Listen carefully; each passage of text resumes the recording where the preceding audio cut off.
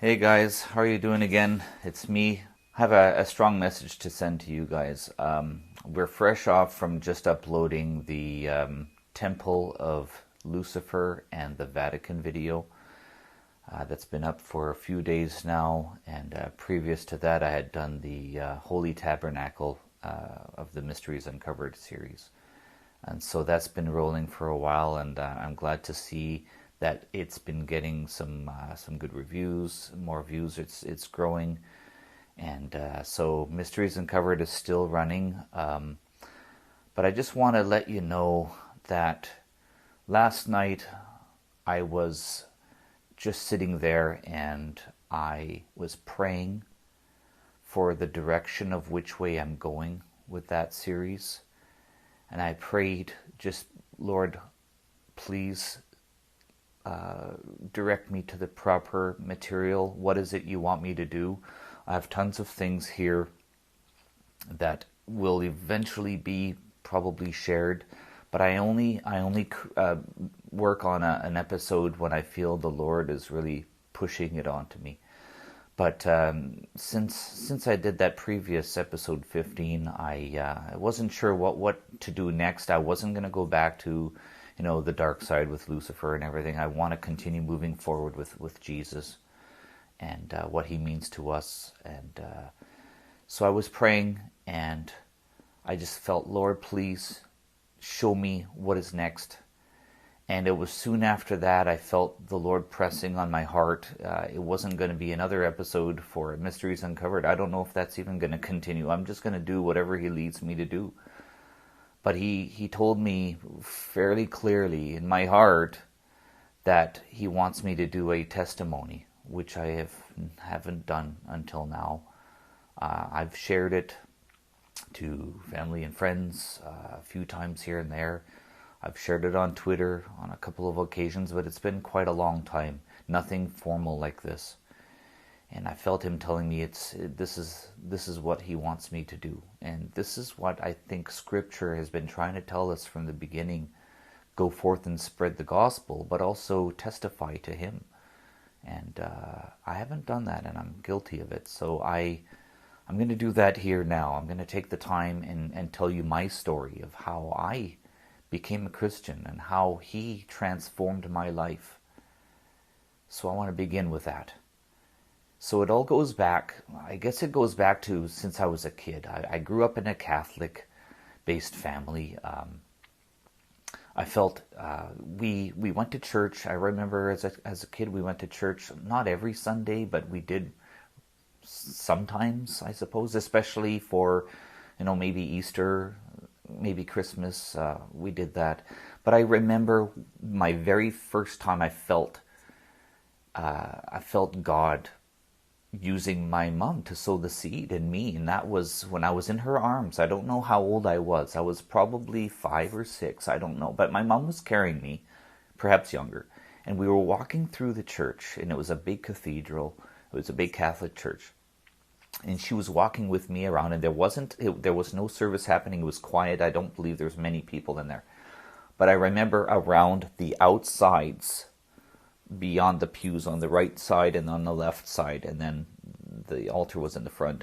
And she was walking along with me, and there were large portraits, and she told me that each of these portraits were stations of when Christ was carrying the cross. And I recall that. She was walking through with me, telling me the story of the Passion when he was carrying the cross, the time when he dropped it, and then he finally gets to the place where they nail him. And I remember that hitting me very hard. I thought, how can anyone do that to anybody? I didn't have any understanding of who Jesus was. He's, the Savior. It's just an idea to a kid that young. But it hit me. But then, just beyond that, there was up on the high on the top of the wall, there was this red candle that I suppose that hangs up probably just beyond an adult's reach, but it's up there and it was lit. And my mom said, "Do you see that candle is lit right now?" And I said, "Yes, Mom, I see that." And she said, "For as long as that candle is lit, it means that God is here." And what, you can say what you want about that, but it did have an impact on me. I thought, wow, I hate to see that candle go out. And I remember thinking that. I want that candle to stay lit all the time. So I felt there's a presence of God in my life. And so that was the first time I really felt a connection with God, the earliest point. And now jumping forward, I think for me, another big point was, of course, I'm not a Christian. I'm not born again. I remember going to high school and God was not even present. I mean, my mom definitely was still that godly figure, sort of, but she didn't share much. She just had that love in her. I can say that. She was a very loving person, but there wasn't really a living faith, I should say, in our home. So it wasn't existent. But I remember one time I was alone at home. I was in high school, probably maybe 15 or 16, probably, I don't know, something like that. I was alone at home and I found a Bible. No one had tried to give it to me. My mom never shared it with me, nothing. But it was there in her, sort of her office. And I just picked it up and I was just like, what's this about anyway? Like, I know about the Bible, never read it once that I recalled. And I picked it up and I had nothing to do. And I don't remember what exactly I had been reading beforehand, but I got to the book of Romans. And I just started reading that book. I didn't know the significance of Romans. I didn't know who wrote it. I do now. At the time, I didn't know anything. I just started reading. And by the time I got to the second chapter, something was happening. Those words were flying out at me. It was so deep, so revealing. I had never read anything where words were just flying out and just coming out of the pages and hitting me in a way I'd never heard or had ever experienced in my life. It was really, really an experience I can never forget. And so that one made an impact, and it was God speaking to me through those words. And I remember not being able to put it down until I had finished that book, and that was it. I hadn't done anything again after that. I had that experience, and nothing happened. I never went to any other book. I didn't start reading the gospel books. I didn't do anything. I just remember God was speaking to me, and so there I knew the seed was certainly planted. And that was it, nothing else. And years went by, and I lived out my life. I had been working, jumping now to the early 90s. And I had started to really, I guess I'm in my early 20s. I guess I'm probably, I'd say 18, 19, 20. In those years, I started hanging out with guys, friends, I guess through work and things like that, and they started going out with me, and we were, we weren't drinking. I remember alcohol wasn't, but drugs was. We were smoking marijuana, pot, and things like that. I remember us going to festivals in Vancouver. We went to, I think it was one of those, I can't remember the name of that festival, but I remember it was just, I could feel my life sort of descending into that pit where drugs kind of becomes the only way to really, you feel like you're enjoying yourself and having fun. And so whenever I was with my friends, that particular group of people, only dropping acid or smoking pot was the only way we can really enjoy ourselves. And then I felt, as I continued going down that path, there was another group of friends I was with. I remember very clearly, I had started going to a city about an hour and a half away where I was visiting a good old friend of mine. And he had his own buddies from there too. And I started hanging out with them on weekends whenever I could make it out there. And again, it was just, passing, a little joint around. And all of a sudden, I felt the presence of God enter me. And I don't know what happened there, but he came into me and he was speaking to me. And it was strange. We were all sitting around in a circle and we were just telling stories and stuff. And all of a sudden, we had this conversation about space. And of course, when you're getting high and everyone's talking about, oh, that's very deep and stuff. And all of a sudden, we just started talking about, where's the outer limits of space and things like that. And then I started talking about God to them. And to them, it was just like, whoa, okay, this is getting really deep. And I remember one guy across from me, he was he was flipping out. He was just so hit by what I was saying that it made a big impact. And then I all of a sudden my eyes opened and I saw what's going on around me. What am I doing? Right? Getting all high, and I'm seeing people reacting in ways that's just so bizarre. And I thought, is this what's happening to me too? And as I started to spiritually respond to God in a way where I was like, Lord, what's happening to me? Are you here? Are you real? And moments like that just continuing to happen. And even before that, I felt God, even just kind of his presence was getting closer to me. And I felt, this is strange. It was him. I knew it was him. Deep inside, it was Jesus getting to me. And I suppose the reason why he was doing it was because I was allowing him to. I could have blocked it by saying, and I don't believe in this, and leave me alone, and I just want to live my life. But there was a part of me that was opening to him. And that's why he does that. Because you have to open yourself at a certain level. And I felt I was doing that. And as I was doing that, God started kind of bringing in people into my life.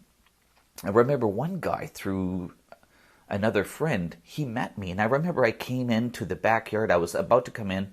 And I remember this guy, I was meeting him for the first time, and he came up to me. I didn't even know him. And he looked at me and he said, wow, you're different. And I said, pardon me? He said, I can see a halo over your head. And I wasn't even a Christian yet. But I did feel like I was conversing with God already in a way that I was just, I don't know, I was just opening up to him. But it wasn't really getting deeper yet. I wasn't fully inviting God into my heart or submitting. I wasn't fully submitting yet.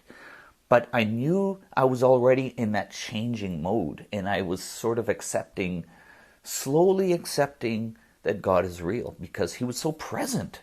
He was so present with me. And because of his presence, that friend saw that something on my head. He said it was like something glowing, like a halo. He didn't say halo, but it was glowing. And I remember that hitting me hard. And so that sort of subconsciously, I sort of kind of packed that behind my head.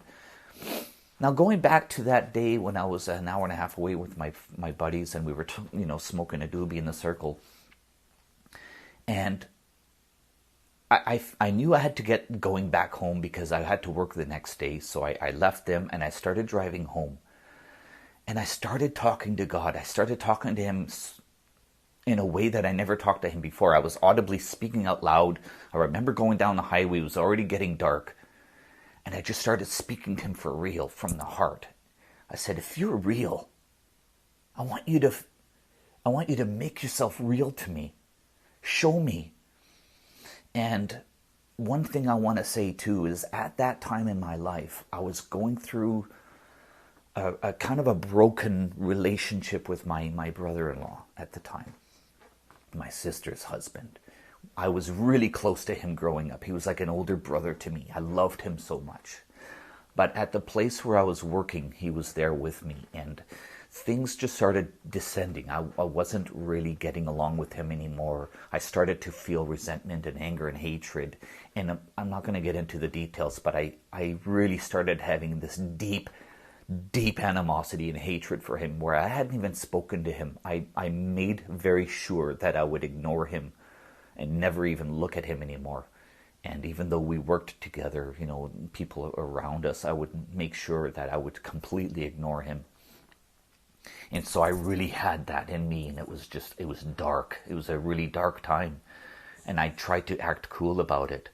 But as I was driving on the road coming home that day, he started speaking to me about, you need to let go of that. If you want to have more of me, I felt God saying, you need some things you got to fix. And I just knew it. I felt like he was talking to me, but it came through a knowing. And I remember fighting it, and and I started crying. I remember crying when I was driving, and I was about halfway home, and all of a sudden I felt like, show me you're real, right? Show me something. And I remember immediately at that very moment, it started pouring rain really, really heavily. It was a heavy rain. And so my wipers are going really fast, and I'm like, wow, that was crazy. And to me, it was like, whoa, that wasn't just a chance thing. I felt like, okay, you want to see a sign here. And that was it. So I remember crying for the rest of the way home. And I got home, and I was staying in the basement suite in this place. And this is about early, I would say mid 1994. And I remember getting into my bedroom, and I closed the door, and I thought, okay, you know what? Let's have this talk. Okay, Jesus, if you're here, let's talk. Because this, and this, and this, I started talking about all the problems I had and why this person did this and why that person did that. And I remember coming up with all these excuses about my brother-in-law and all these other things. And I was holding on because I felt God was just so present. And I knew no one had ever told me that there is a way you submit. How do you become a Christian? No one ever told me this. I had no idea. But it's just, again, it was this knowing. And I remember fighting it. Like, I was believing in God, but I knew that if I was going to go deeper, and if I was going to forgive people around me, or even forgive myself, I had to submit myself. There was this knowing that I would have to submit to Him. And it wasn't just God. I knew it was Jesus. I just knew it. Perhaps that had to do because of what my mom had shown me right from the early days, that Jesus it was Him. It was all about Him. But anyway, I just knew it was Jesus with me there. And it was, I remember struggling so hard, holding on. And I remember also thinking, if I do this right now, if I submit to God, or if I submit to Jesus, I'm going to become one of these losers. I'm going to be like a nerdy, born-again guy, like I've seen with other people. I thought, no way I'm going to be like that. And so I felt like, okay, looking back, I know that was the devil speaking to me. He was making sure that I would not do it. He knew I was really on the cusp of submitting to him. And the enemy does not. He loathes anybody doing that, because that means he loses that person. I know now that that was the enemy that was speaking to me, telling me all these lies that I'm going to be this loser and don't ever want to be that kind of person. Some Bible thumper or whatever, right? And I had this kind of ugly picture of what that kind of person is. Like real low life, right? Uneducated. But Christ's voice was strong, in fact, becoming stronger while I was there in my room, and I was just fighting it. And we were having this back and forth. I really felt he was there speaking to me, but in a very loving way. It wasn't hearing an argument. There was no arguing. It was just love just coming into me. Love was just, I was like, whoa. Here I am in my room all alone. I mean, if anybody had seen what I was going through, it'd be like, this guy's going nuts. But I was at that crossroad. And you know, when you're driving your car and you're at full speed and there's a left or a right, you have to make that choice. Either you make a left or a right, or you're going to go in between and you're going to crash. I was like, okay, I have to make a choice here. And I could choose to just like finally reject him at that moment and be like, no, I'm going to live the life the way I want to. But his love was so strong at that moment, and I couldn't ignore it. And I knew he's right about everything. He's God. He knows everything. But at the same time, I didn't want to forgive anyone, and I didn't want to forgive myself, because I felt like I was trying to justify my hate. And here's this love telling me there's no justification for it. And so there's that conflict I was experiencing. And so that fight that I had. I don't know how long it lasted, but I remember I was in that room. It was getting late, probably midnight, 1 o'clock, I don't know. But the time kept going on, and I remember that fight. I was just like, it's getting closer and closer, and I was like, what am I going to do? And finally, that moment came. And it, again, this is not, don't please, when you're watching this, listening to me saying this right now, please don't be thinking to yourself, oh, you're just having this identity crisis. This is all you in your head. No, absolutely not. I'm telling you right now, 100%. I was not alone in that room, okay? I was not alone. I promise you, 110%, I was not alone. Physically, I was alone in that room, but spiritually, he was there. I can almost just feel him. He was there. So I need you to know, in this testimony, he was alive right there in my room. He didn't die on the cross and stay dead. He died on the cross, and on the third day he rose. And he is alive today. I'm telling you, he is alive, and he is just as much or even more active in this world, in people's lives, than he ever was. And he's been changing people's lives up until this very moment, and he continued to until the very end. So here I was. Finally, it came down to the moment that I finally got down on my knees, and I just remember just letting go of everything that I had, all the anger, all the animosity, everything that I had, everything that I was. I remember I submitted to him, and I said, okay. And I was crying. I said, okay. And I just let it all go. And at that moment, I felt all of that weight, everything that I was holding on to, everything just be lifted off of me. And I felt so weightless. I felt so alive again. I felt all of a sudden that shield, that wall that I had, I let it go. In that love, whatever that I had been holding back, everything just gushed into me. And it was just the most surreal experience in my life.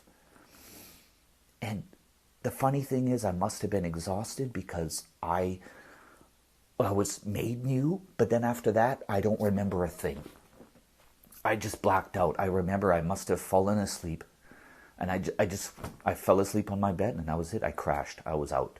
It'd been a long day, and everything that I was fighting with him in that room completely exhausted me. And after I had done that, the work was complete in me, and that was it. I was out.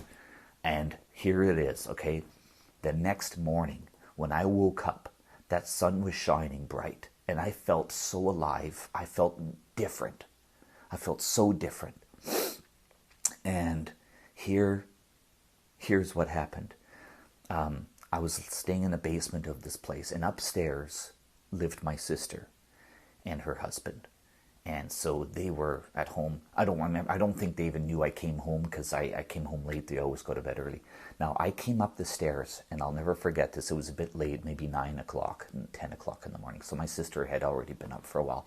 I come walking up the half stairs, and then you got the door going outside, and then it's a split landing, and then you go up again to the main floor. And I remember coming up onto that landing, and I'm turning to come up to the first floor, and my sister was just coming down, and she met me there, and she looked at me and she said, "You've changed. What happened?" I didn't say a word to her yet. I had just seen her. I hadn't seen her earlier in the morning, nothing. I just woke up, and I was coming up probably to go take a shower, and she saw me for the first time, and she validated everything that had happened that night. She looked at me, and she just knew. And I don't remember my response to her after that. That validation was just like my head exploded. I was just like, wow, this is so real. It is so real. I'm new. I am definitely a new person. And next thing I remember now, this is nearly 30 years ago, okay? I knew the first thing I had to do. And this was something that would have never entered my mind 24 hours earlier. I knew what I had to do. I walked the 3 blocks to where my other sister lives, because that's where the brother-in-law lives, about maybe 2 or 3 blocks away. And I knew what I had to do. It wasn't something I was like, okay, I guess I gotta go fix this. No.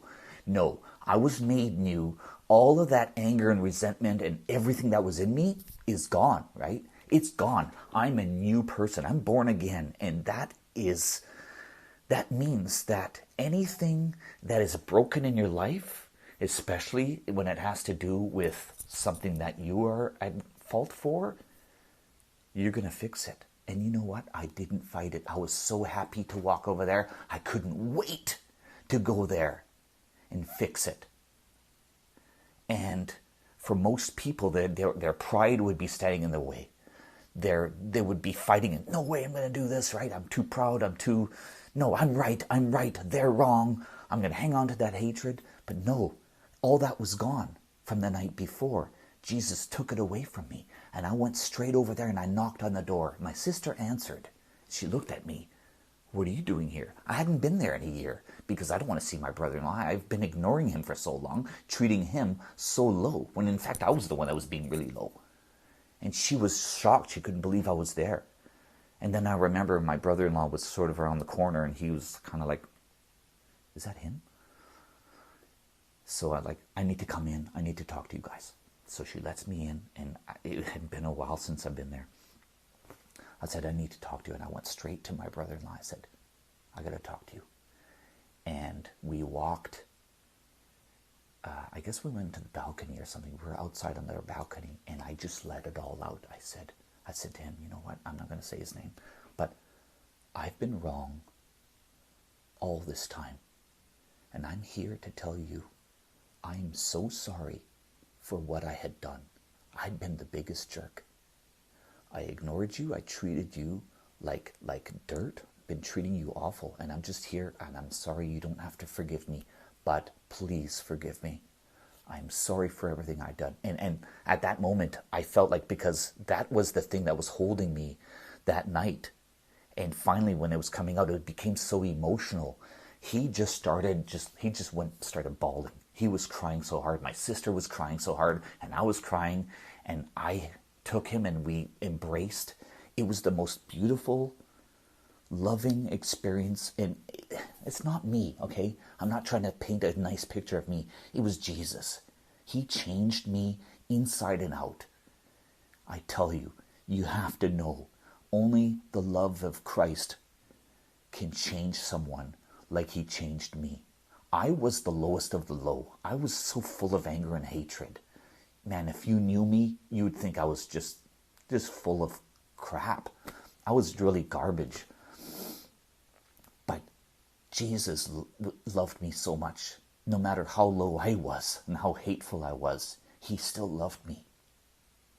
And he gave me the power to do that. It made it so easy for me. And it was the most beautiful moment. And I had to fix a few things, and that was the big one. And I want you to know that is not something you have to struggle with. What you need to know is that if there's anything about you and your life that you know is holding you back, you don't need to find any strength in yourself. God will give it to you. Jesus will give it to you. But everything that I had to tell you is a testimony to the fact that Jesus Christ is real. He is here, he's real, and he's waiting for you. He's waiting for you to submit to him. I don't think everyone's going to submit. This is not going to happen.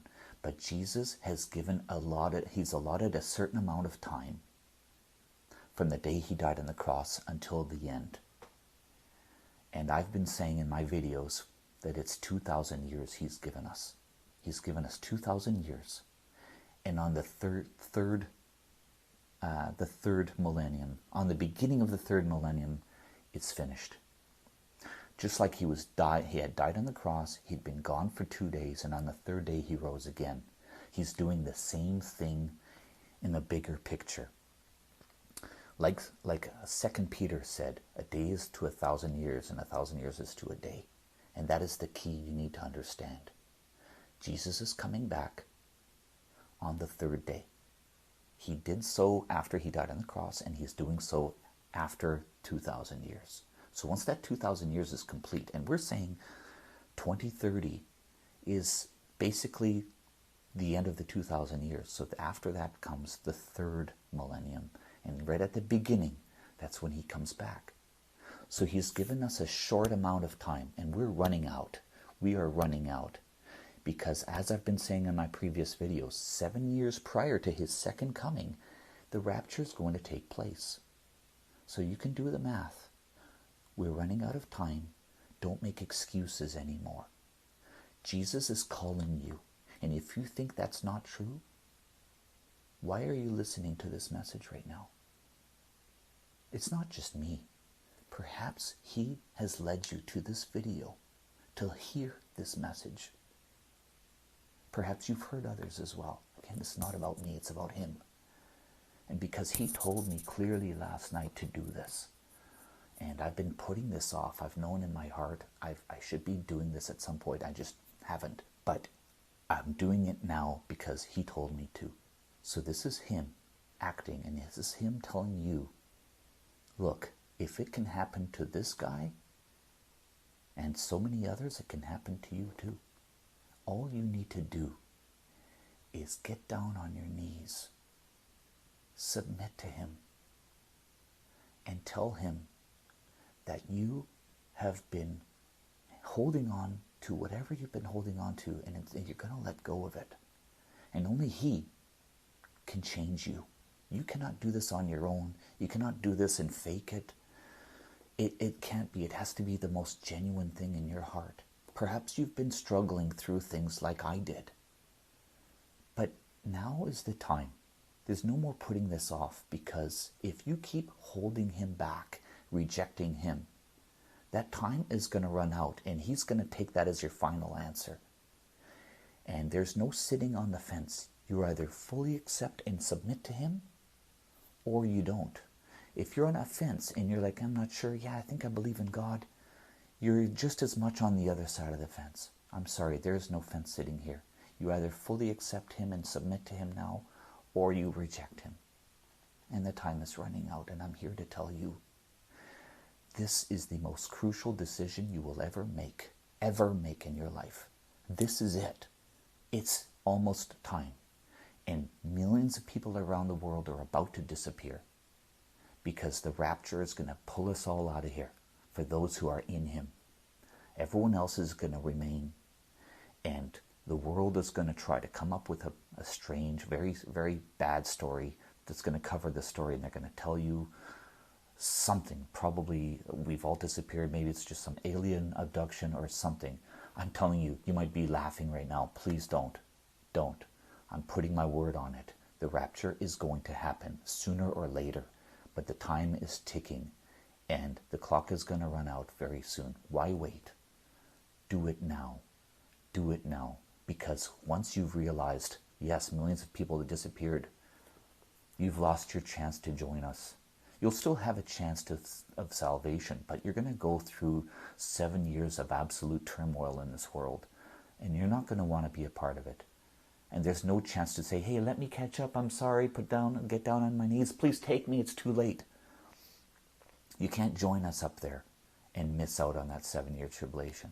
You're going to have to stay, and you're going to have to somehow deal with it. You're going to have to live through it. But I'm telling you, as long as you're still listening to this video and it hasn't happened yet, get down on your knees.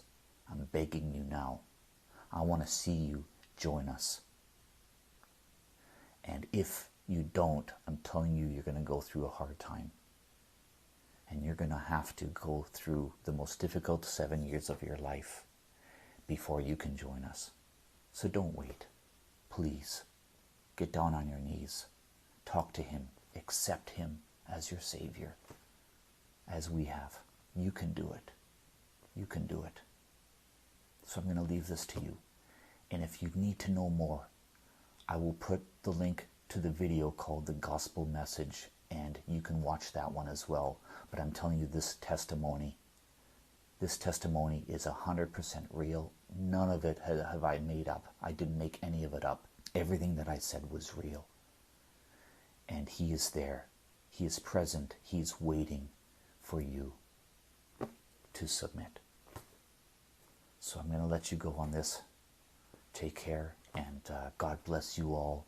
I love you, and I'm looking forward to hearing any responses that you have to say. If you have any questions, if anyone has any questions at all, you have something you're not sure about, please reply to this message, and I'll be making sure that I keep an eye on it.